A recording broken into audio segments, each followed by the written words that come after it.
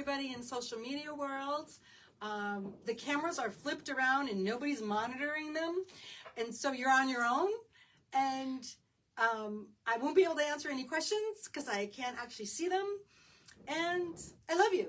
And you can message me on either one of those platforms if you have questions, or if you would like my little handout. I have a very yummy, informative handout tonight about some of the herbs and things I want to talk about. So just message me if you would like that. Okay, so tonight's topic is about tea.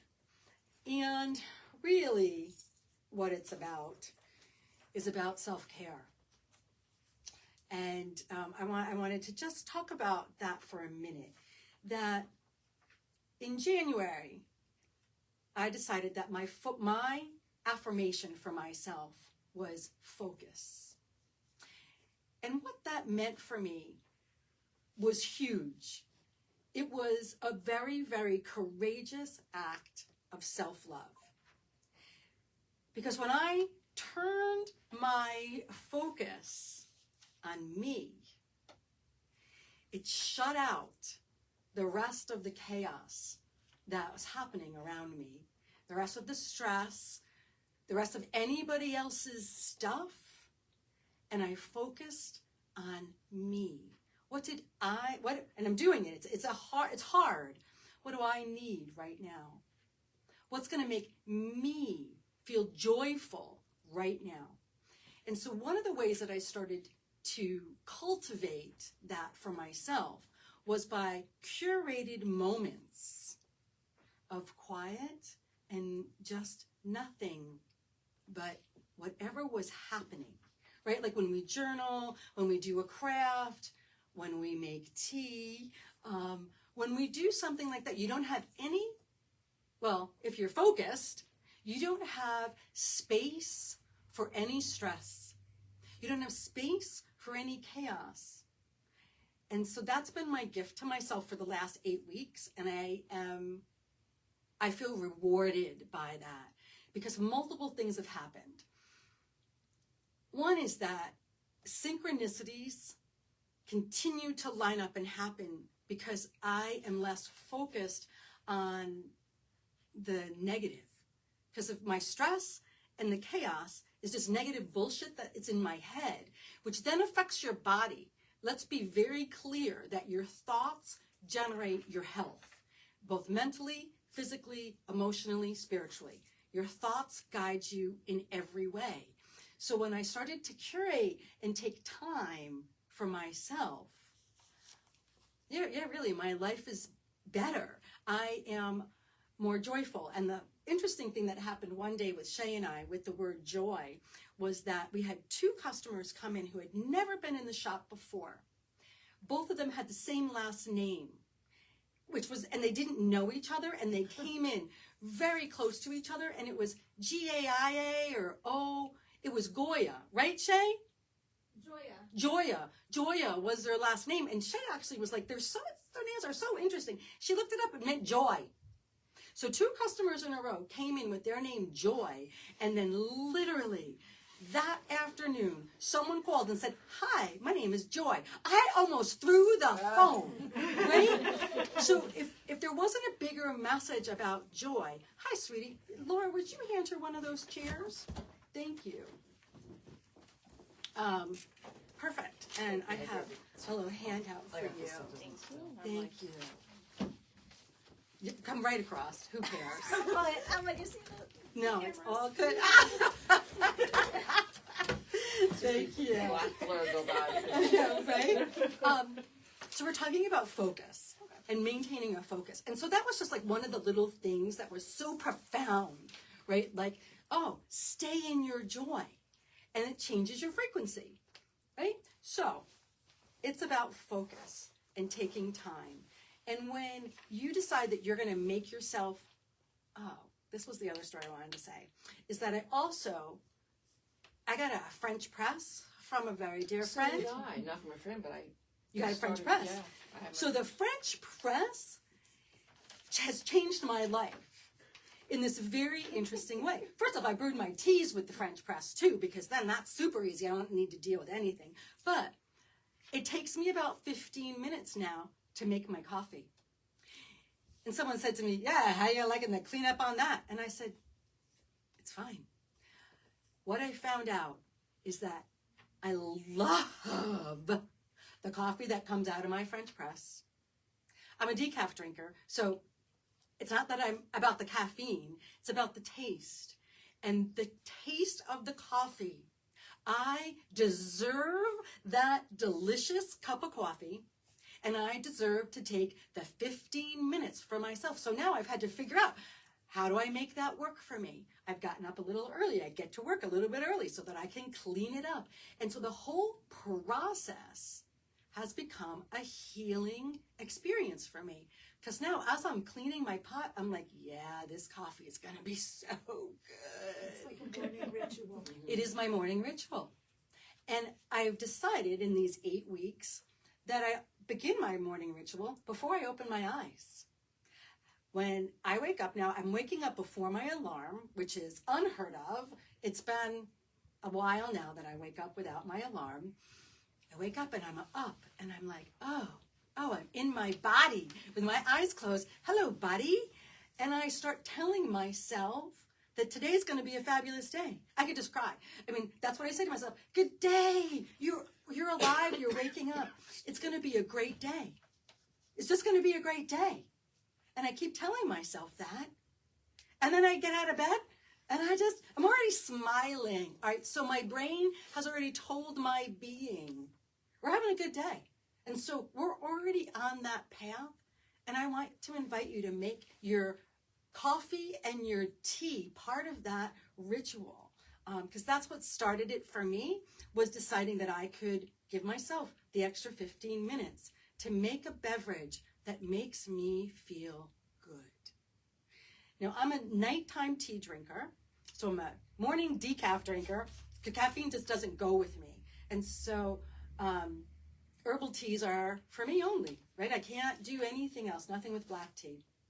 Even my chai, I'm going to encourage you to go to my blog. Last month, I did a blog about how to make chai, but it's decaffeinated. It's made with peppermint tea. And I'm actually going to talk about ingredients that are part of the chai ingredients. And the chai, I let it sit overnight, and then I used it in my coffee to make myself dirty chais for like a whole week. And I thought, life is really, really good. So I do need to make myself some more chai to add to my coffee and carry on. So that's my thoughts about tea, that it's really about self-care. Because you're also going to be choosing herbs yourself. Like I'm encouraging you to not buy herbs pre-made for you at the shop, not my shop, but in the grocery store, except for peppermint tea. Peppermint tea, it feels like I can't grow enough peppermint in my yard to last me a season. Right? I mean, do you have enough in your... Oh my God, it grows like insane. It grows wild, but do you cut it and do you save it and do you drink it? It's a lot to do. It's a lot of work. Right? I do the fresh one, but then I don't dry it. Right, right. So peppermint tea, I feel like every cup of tea you make can have peppermint tea as its base. And so buy it in the bags. And then add your ingredients to it. So peppermint feels like a main base tea. And I'm going to just, for those of you who don't have the other sheet in front of me, I'm going to read to you why peppermint should make it into every one of your blends. We all know that peppermint soothes the belly, right? It's good for any kind of nausea, motion sickness. So it's good for digestive support, which is gas, bloating, all of that. It's antispasmodic, antioxidant, anti-inflammatory. Those three right there, just automatically I go, yes. Right? My body can always use anti-inflammatory as I age. All my joints bother me, so a peppermint tea once a day can't be bad, right? It also is good for headaches. It's a decongestant. It's cognitive function. Cognitive function. Every tea that's on here that says cognitive function, I want to drink every day. It's about memory retention. It's about clarity. It's about being able to focus through the fog. So peppermint tea, even at nighttime, because it's so soothing and really very relaxing, you can do it, but you're just alert. Like I can sit at my computer and do my work and know that it's still doing my healing work, right? And I can still go to sleep. So peppermint tea really is delicious with all the things that I'm going to talk about. So, water is our main ingredient, of course, and it is the alchemist. Water's my thing. Soon we're going to be doing water ceremonies. They're going to start in April, the first weekend in April. And water retains a memory just like a quartz crystal. Now I can do a whole class on it, and I probably should do another one soon about water and quartz. So I won't get too deep into it, but just know that it holds a vibration. And so when you're making your tea, you're making magic, first of all. You're creating a spell because you're choosing your ingredients based on what's going to work for you, the same way we choose our ingredients when we do a magic spell. And then you're adding the magic ingredient of water that's going to shift everything. It absorbs the essence of your herbs. It transforms them from this nothing to be able to heal your body. Like, it's just so powerful. So, talking to your water, doing your Reiki symbols to the water, allowing your healing hands when you have your full cup and you're ready to take, it's a prayer in that moment. How to raise your vibration, how to let your heart energy move through your hands and increase the vibration of your tea. So that's really important. I used to use tap water to boil my tea, for my boiling of my tea water. And we've stopped because, and I get it that when you boil your water, it boils out a lot of the impurities, but what it doesn't boil out is microplastics. The microplastics are still in your tap water. And some of the other chemicals, I'm not convinced that they boil out. So if you have filtered water, that's a bonus. And, you know, we carry on with where you're at, right? But just know that using a filtered water is better for you in whatever you're doing. We became really hung up on microplastics a couple years ago and realized that some filters filtered out and some don't, so you just have to check. I know. But everything has microplastics in it. We have already got more microplastics than any other generation ever in our bodies. And it's being passed through us to our children. So it's an interesting thing. Okay, I won't get into that. That's a whole nother conspiracy thing, right? So you have your water and you have peppermint. Now I want to talk about, so my little sheet tells you if you're quantities, like if you're using loose herbs, if you're using whole spices, and you can also use ground spices, which is like turmeric and ginger and cumin. They're not on this list, but you can.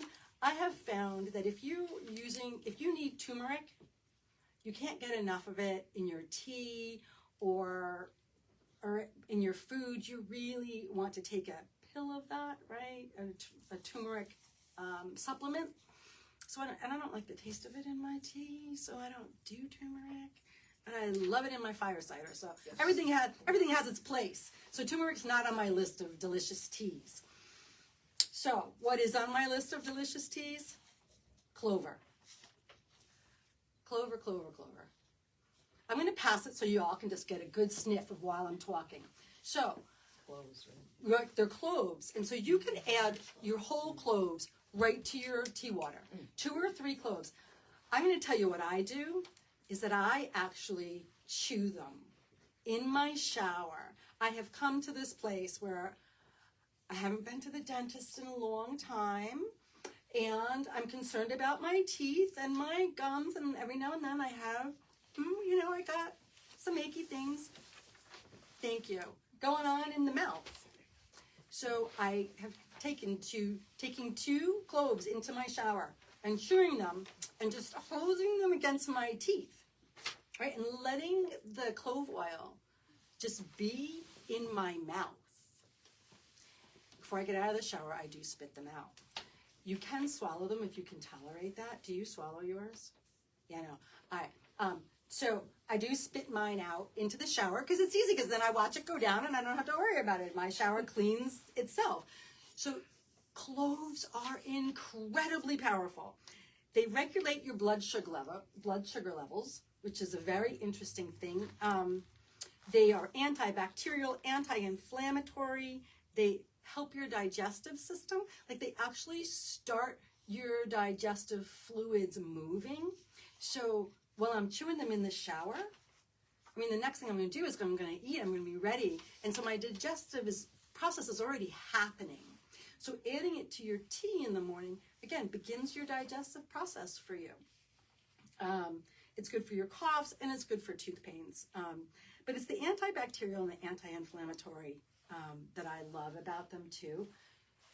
So cloves with peppermint and with cinnamon. The three of those together, ooh, they're so delicious. So you would take your cinnamon sticks, right? And then you could use cinnamon powder. I'm weird about powder because it makes weird in the water. Cinnamon is weird in water, right? With the powder. But if you're using the cinnamon sticks, you're just going to crush them up. I just smash them with a spoon. Boop! And they're crushed up just enough. One cinnamon stick, 2 or 3 pieces of clove, and 1 tea bag of peppermint. And there you go. It is perfect for this time of the year when we're shifting seasons and we're suddenly feeling like we're all good. Everybody gets sick. Everybody gets sick as we change the seasons. So don't forget what works in the winter. It's perfect for the early spring, even though they feel like warming herbs. They're going to be so good for your immune system. And don't stop taking your fire cider. How long do you take that for? Fire cider? All year? I take the fire cider all year long. Yeah. Why not? Yeah, why not? It's got good stuff in it. It's got good stuff. It's boosting all kinds of things. It's only healthy, right? All right, so the cinnamon. So the cinnamon also regulates your blood sugar levels. So if you're anywhere near that, Shay, I thought about you when we were conversations, your blood sugar levels. If you're just before pre-diabetic, worried about pre-diabetic, all these things are good for that. Cloves and cinnamon help to balance out the sugar. It activates something else that deactivates the sugar. It's very scientific. I don't got all that information. But again, the cinnamon stick is antioxidant, again, with your digestive, anti-inflammatory, cognitive function. Gotta have it. Gotta have it as we're getting older. Gotta keep them brains things sparking. And then it's also good for weight loss because it does something with your appetite and it makes you feel like you're full, right? So these are just really natural. You have them in your cabinet. The only thing you need to get is a box of peppermint tea, right? And then you have cloves and you have cinnamon sticks, right? And you have rosemary.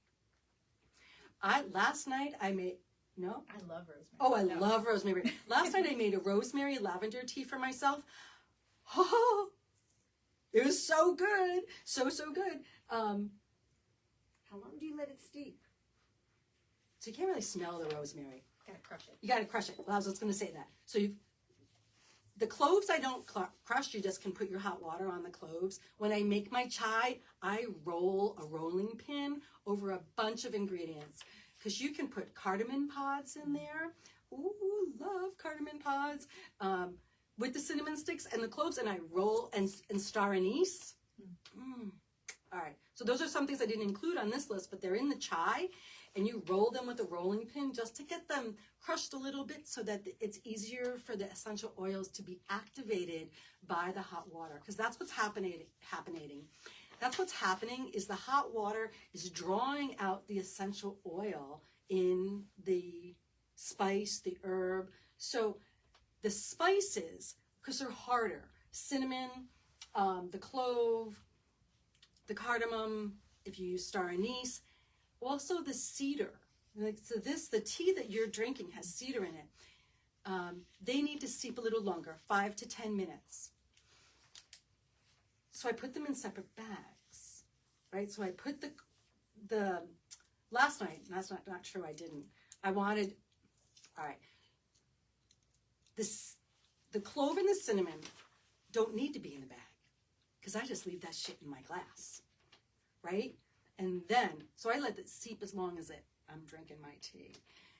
I find that the lavender and the peppermint left in the tea too long will make it bitter. The lavender will definitely make you go, It's just too much. So then the tight mesh balls are good because if you're going to use chamomile is really filigree, little filaments. It's good for that. Or the muslin bags. Either one are good to keep them in. And we were just talking about the muslin bags. They are reusable, but I don't tend to reuse them. I don't know what happens. I get lazy and weird, and I'm like, whatever. So I don't reuse them. So I like to use the tea balls, right? Because then I don't have to worry about it. And they're super easy. All right. Okay, so rosemary. Rosemary on your sheet. Rosemary, lavender, rose petals, chamomile, and lemon verbena. All of those ingredients are great alone. They're great with the peppermint tea, and they're great in combination. So I want you to play with those ingredients and go, oh, rosemary and lavender? Yes, please. Rosemary and peppermint? Oh, okay. Rosemary and chamomile? So figure out which ones and base it on what you need. So rosemary is, again, digestive support. And I write digestive support, but most of them always say bloating, flatulence, which, all those things are happening, whether I want them to or not. It's all happening. And so I can always use some relief from that. So that's what digestive support means. Again, rosemary is cognitive function. It's always about rosemary. Shakespeare talks about that. I always love that. Antioxidant, antimicrobial. It's an immune boost, anti-inflammatory, supports heart healing, and it's also soothing and calming. That's really where I end up. Is it soothing? Okay, I like it. Does it taste good? Yes, it tastes so good. Lavender, added to any of these things, calm, restful sleeping, totally soothes your nerves, and it reduces your anxieties, right? And then it's digestive support. So lavender is really about the smell of the lavender in your tea, the smell and the taste.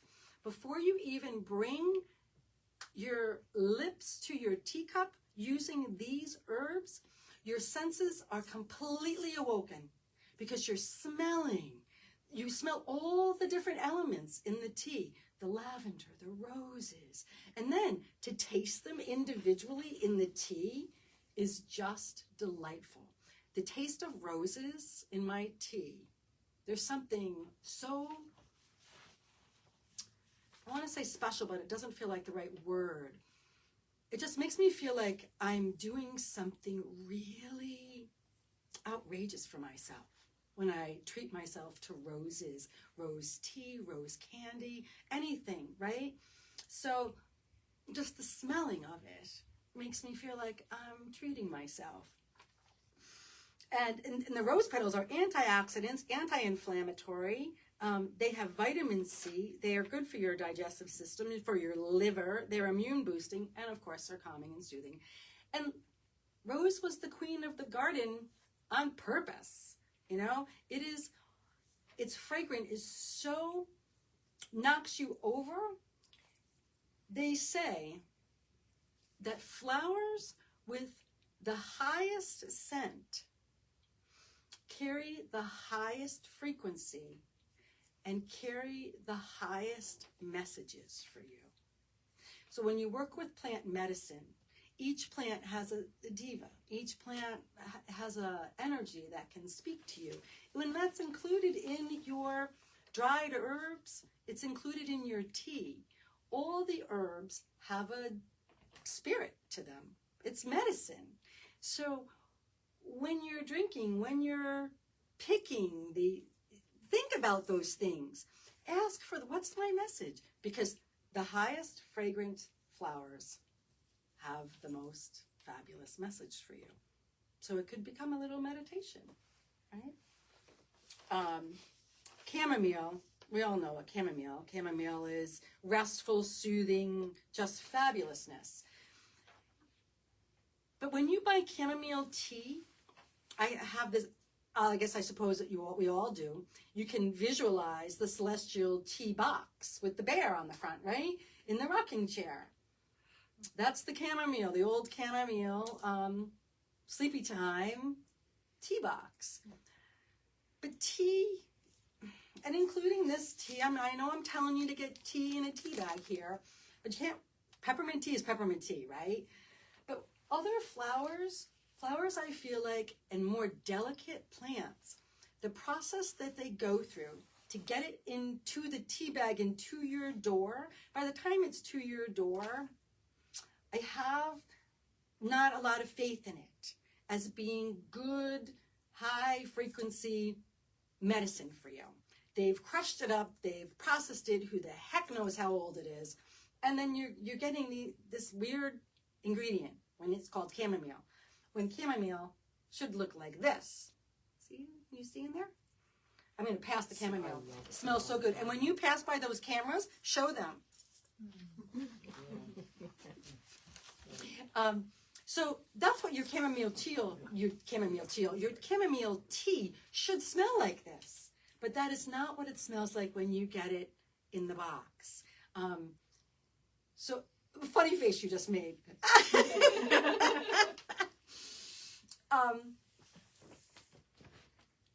There we go. So that's what you want it to smell like. And you want it to have flowers. Right? But when you get chamomile, even when you get chamomile from us, we sell all the herbs that I have on the table, except for the clove. It turns into these little teeny petals that are microscopic, but you're still going to get a bunch of flowers. And that's what I want in my tea. So I want some flowers. And then there's lemon verbena. I feel like that is an herb that we do not talk about enough. Who grows it? Do you guys grow it? I used to grow where I used to live, wild. Right? The lemon verbena. First off, it's got a lemon flavor to it. So that's going to shift up your tea right there and change the aroma of it. The leaves don't smell like it. Now try. There you go. All right. Delicious. So feel free to give it a little pinch as it goes by. So that will add the citrus flavor to your tea, and it's really, really good with any of these herbs. Any of these herbs. Where's my sheet? I have my own personal notes, but I don't have that with me. All right, so I'm just following along with you guys. But lemon verbena is an antioxidant, anti-inflammatory, an immune boost, weight loss, restful sleep, soothes the nerves, and has vitamin C. And it smells like lemons. It's beautiful. It's a beautiful combination. So it's about trusting yourself to play, right? Oh yeah, crush that up.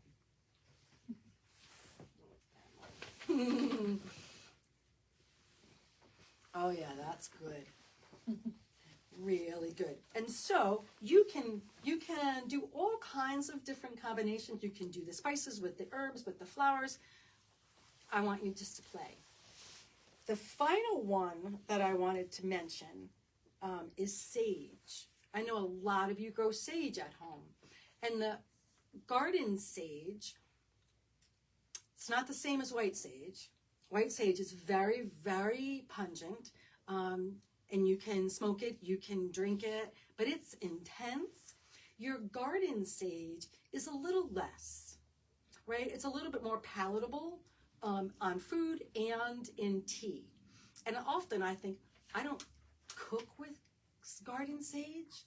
You do, you cook with it? So I don't eat, it's mostly a meat thing, right? And I don't do meats. I can't stand the smell of cooking meat. I mean, I eat a hamburger. I mean, I'm not vegetarian. I do eat meat, but I don't cook any of it. I don't touch it. I don't do anything with it. So I never grew garden sage because what am I going to do with it? Now I know what I'm going to do with it because I'm going to grow some this year because you can make tea out of it. And guess what, ladies? It's great for menopause. It's great for hot flashes.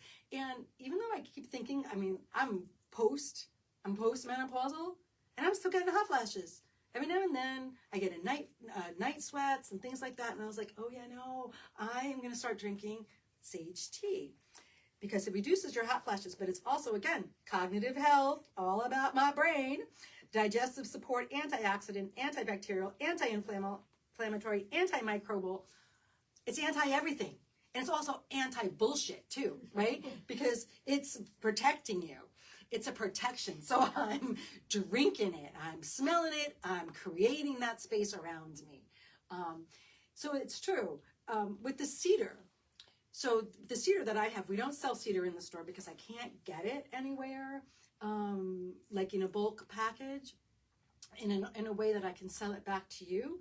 So I fully support you in harvesting your own. It's the kind of plant that grows in cemeteries. And, you know, if you go to the cemetery often, you can clip some lower branches if the tree says okay. There's some really nice cedar bushes on my walk that they grow into the road, and I just kind of snip the edges. But the tea, what's in your tea has come from Wisconsin, and it's flat cedar. Right? The nice flat leaf cedar is good for tea. And it's antioxidant. It's good for respiratory. But I like it because it's protective. It creates an energy of purification. So, again, it's like the sage. I'm creating that space because the essential oils are leaving my teacup into my space. So cedar trees planted in your home, know that is protecting your house if you have a cedar around your house. Take note where it grows. It's very special to have a cedar tree in your home because of that. Yeah. So, any questions about any of the herbs we talked about? Great. All right. Well, that's pretty much what I have for you. And I wanted to just encourage you to be courageous about using things in your tea that you don't normally use. Spices that feel good, things that I haven't mentioned, look them up. What is jasmine? Jasmine's a tea, right? What are the properties of jasmine? I know it's in love magic. I know that it's prophetic, can bring on really good dreams. Add it to the lavender. Oh, it's going to be delicious, right?